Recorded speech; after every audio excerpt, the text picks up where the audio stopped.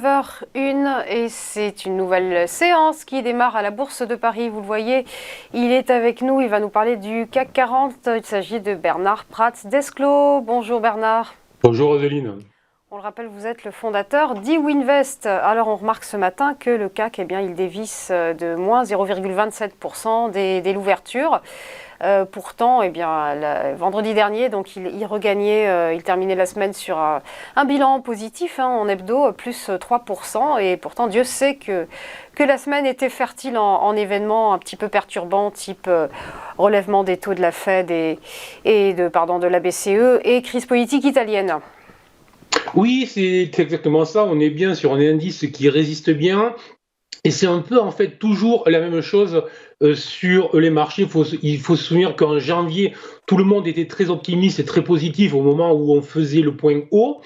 Et depuis la mi-juin, on voyait bien qu'en dépit de mauvaises nouvelles qui s'accumulaient, qui s'amoncelaient, on voyait bien que les indices ne baissaient plus, que les actions ne baissaient plus, et on voyait même que certaines actions de croissance, je parle notamment chez nous, les valeurs du luxe, étaient en train de rebondir fortement après s'être appuyées sur des supports. Donc, cette hausse s'est poursuivie en dépit de la BCE et on sait bien quand même depuis donc maintenant 3 ou 4 semaines, on savait bien que tous les investisseurs, tout le monde attend les résultats du deuxième trimestre et donc du premier semestre de l'année et tout le monde attend aussi les perspectives, autrement dit, que vont nous dire les dirigeants des sociétés.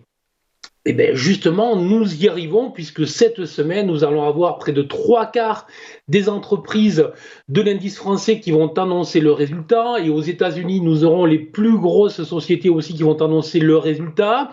Après la grosse déception que nous avons eue en fin de semaine avec Snap, avec la bonne nouvelle avec Netflix.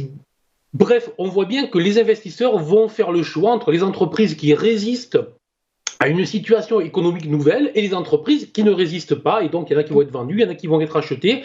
Et on fera vraiment, en fin de semaine, nous verrons vraiment où est-ce que nous en sommes. Et donc, si j'en reviens au CAC et en analyse technique, le CAC s'est réinstallé dans une dynamique haussière de très court terme. Attention, la tendance long terme reste baissière, mais à court terme, la dynamique est plutôt positive.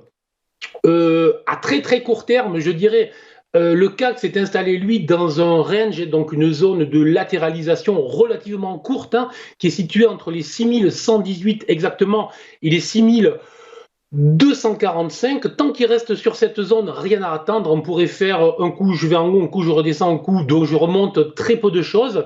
Évidemment, on sait bien que aussi les indices risquent d'être dans l'attente de la Fed qui va annoncer 0,75. Peut-être même sans point de base, même si c'est peu probable. Enfin bref, donc on va être dans cette attente et des résultats et de la Fed. Donc un range 6118, 6250, on va dire, pour les prochaines heures.